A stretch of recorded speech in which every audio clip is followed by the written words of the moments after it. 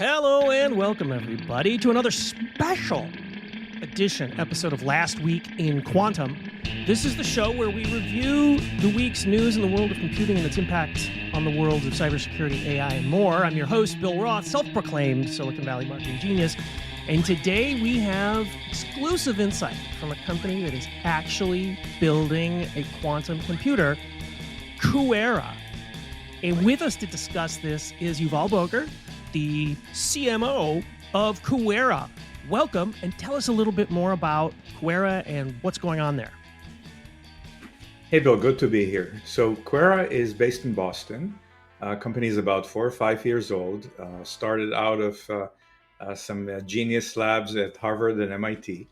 And we make quantum computers. And indeed, we think we're on the path to making the world's best quantum computer. And the reason is that there are many different ways to make a quantum computer. Quantum computers use qubits, quantum bits, and there are many ways to build qubits. Some use superconducting chips, others use photons. We use neutral atoms, and we believe that neutral atoms are the best way to build quantum computers because we can build them in a scalable fashion, because they don't require cryogenic cooling, because we can put a lot of them in a small space. And out of the neutral atom vendors, we're the most advanced. We're actually the only company that has a publicly accessible quantum computer on Amazon Bracket since November of 22, so almost 15 months now. Amazing. Well, lots of stuff to pick apart there. We've been taking a look at your work for a while. In fact, a couple of weeks ago, we mentioned on the show that the headline, I think, had something to do with the world's first fault-tolerant quantum computer, and that you're targeting a 10,000 qubit machine by 2026. Is that right? That is right. So in December of last year, we published a paper. This was a work that was done at Harvard University, led by a Harvard team in collaboration with QuEra and MIT and National Institute of Standards and University of Maryland. And it showed for the first time a large-scale algorithm that was conducted on what's called logical qubits. Logical qubits are a collection of physical qubits. Logical qubits help overcome the sensitivity and susceptibility of physical qubits to errors. And so for the first time, the team demonstrated an algorithm with 48 logical qubits. The previous record was 2 or 3, so more than an order of magnitude more. And following that, we showcased a roadmap for computers in 2024, 25, and 26 with an increasing number of both physical qubits and logical qubits, culminating in a 2026 machine that would have more than 10,000 physical qubits and about 100 logical qubits with error rates that are, of course, better than the logical qubits, because that's the whole point of error correction. Mm-hmm. And with 100 logical qubits, you could do things that cannot be done on even the world's fastest and largest supercomputers. So we're sort of heading pretty close to that point where quantum computers can deliver unbelievable value. Interesting. Well, I have a controversial opinion on this, and it stems from history. Just like when there was the outbreak of object databases back in the early 90s, sort of changing from relational, object databases really turned out to be just kind of a niche way of doing certain things. So I contend that quantum computing is essentially evolutionary. It's a way to take care of certain NP-hard problems, and it's not revolutionary. It's simply evolutionary. So where am I wrong? Well, let's look at AI. Let's look at ChatGPT, for instance. So we sometimes say that it's an overnight sensation, 30 years in the making. All the AI algorithms, or many of them, were available for so many years. But what actually allowed the breakthrough was computational power.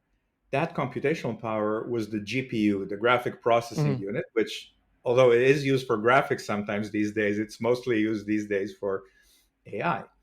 So when the GPUs were invented, it was, oh yeah, here's a nice architecture. And all of a sudden, you see that it enabled these amazing applications that could not be done reasonably with any classical CPU. So the same is true for quantum computers. The same is true for the QPU. Um, Today, quantum computers are almost useless. They're in the sense that there's almost nothing that you can solve on a quantum computer that cannot be done classically.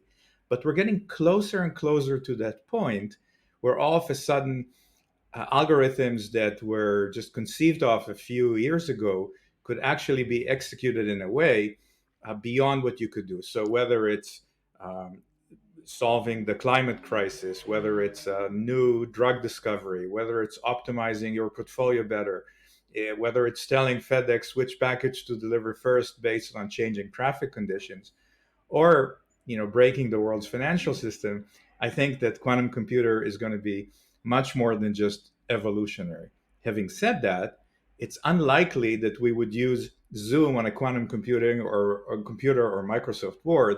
So it would be just one more compute resource in a data center, just like a CPU, a GPU, and soon enough a QPU.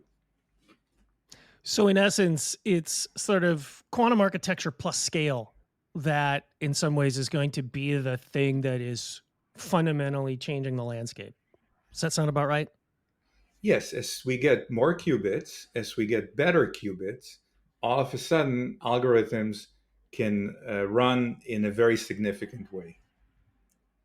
Excellent.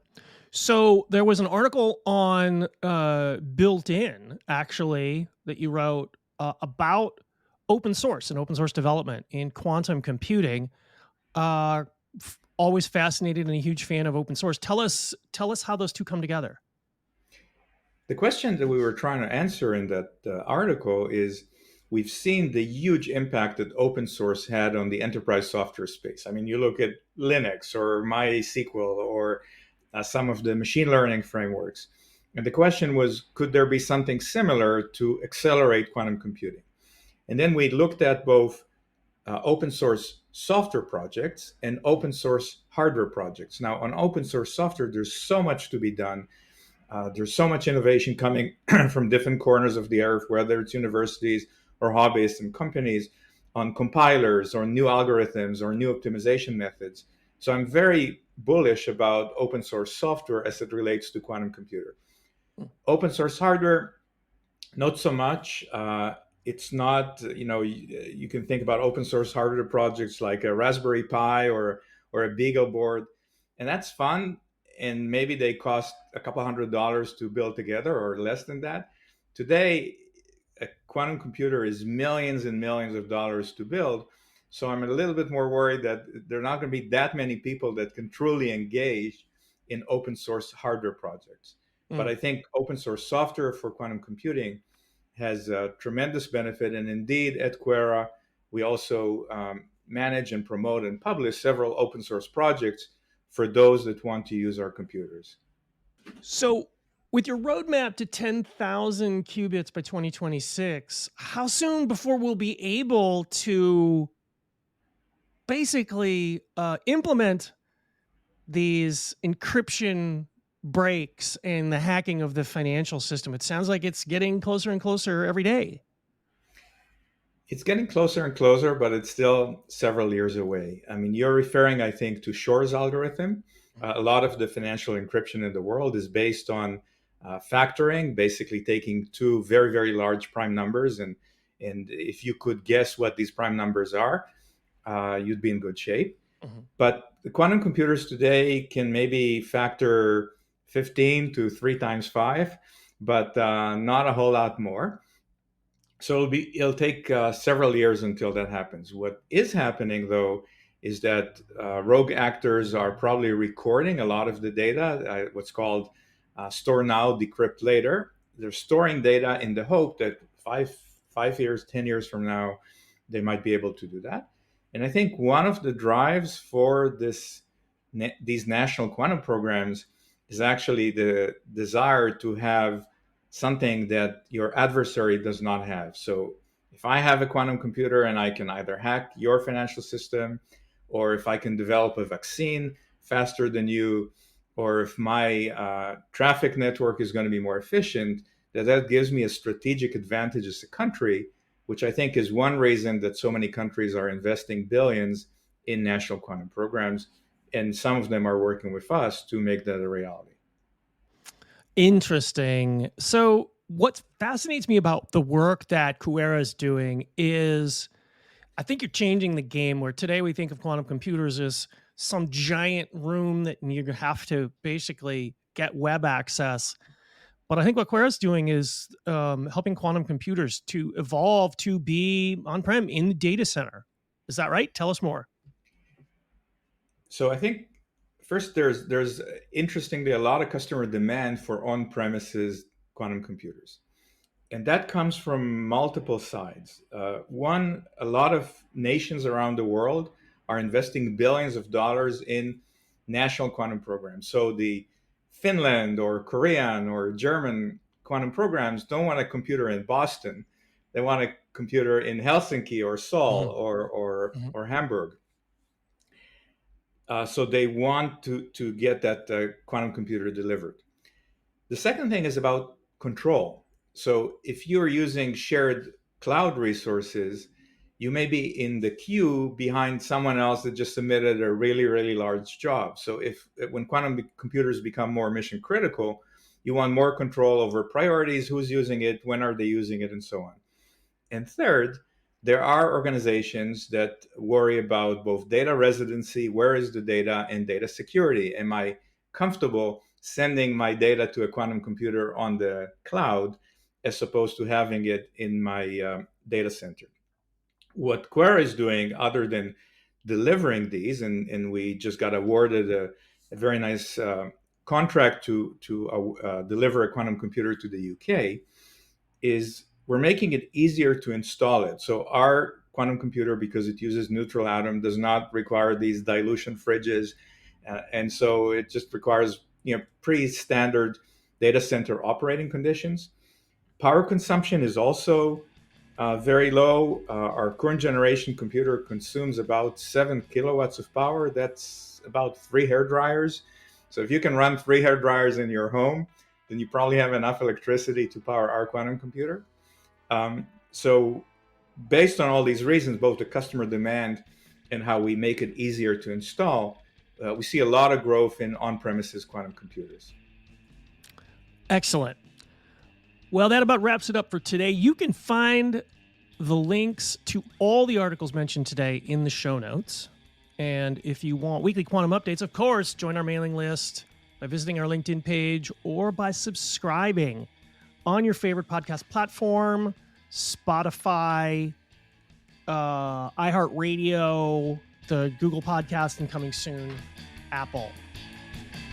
With us this week for a special episode has been Yuval Boger, the CMO of QuEra. Thanks very much for attending, Yuval. Thanks for having me, Bill. Folks, that's all for this week. I'm your host, Bill Roth, humble self-proclaimed Silicon Valley marketing genius. We've been talking with the folks at QuEra, that's QuEra.com, for those of you paying attention. And we will see you next week on Last Week in Quantum.